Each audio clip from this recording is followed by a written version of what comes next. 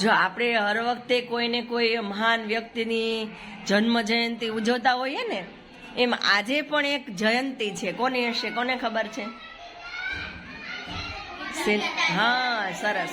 ગીતા જયંતિ છે. તો ગીતા જયંતિ શું છે? હા, સરસ. એક ગ્રંથ છે, મહાન ગ્રંથ છે.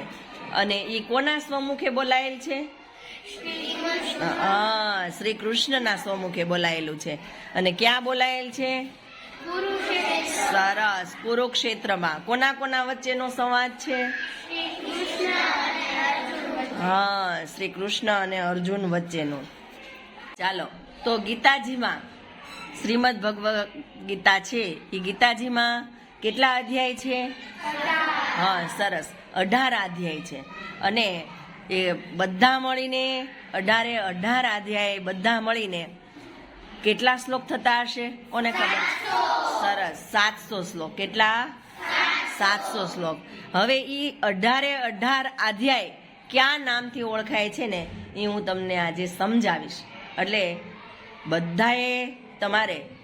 આપણે બધાએ એ યાદ રાખવાનું છે કે પેલો અધ્યાય છે એ કોના નામથી, ક્યાં નામથી ઓળખાય છે. બરોબર? યાદ રાખશો ને? તો આજે આપણે 18 અધ્યાયના નામ જાણવાના છે. બરોબર?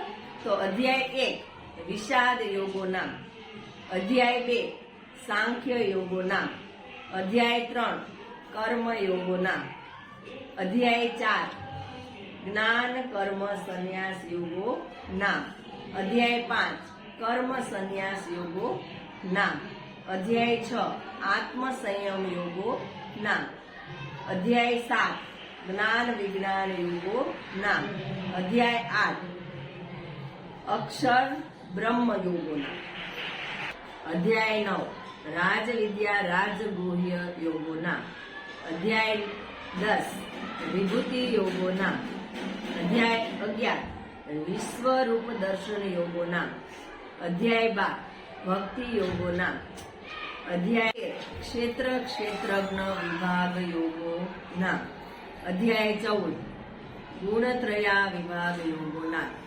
અધ્યાય 15 પુરુષોત્તમ યોગો નામ, અધ્યાય 16 દેવાસુર સંપદ વિભાગ યોગો નામ, અધ્યાય 17 શ્રદ્ધાત્રય વિભાગ યોગો નામ, અધ્યાય 18 મોક્ષ સંન્યાસ યોગો નામ. આવી રીતે આ 18 અધ્યાયના જુદા જુદા નામ આપેલા છે. યાદ રાખશો ને બધાય? આપણે યાદ રાખવા પ્રયત્ન કરવાના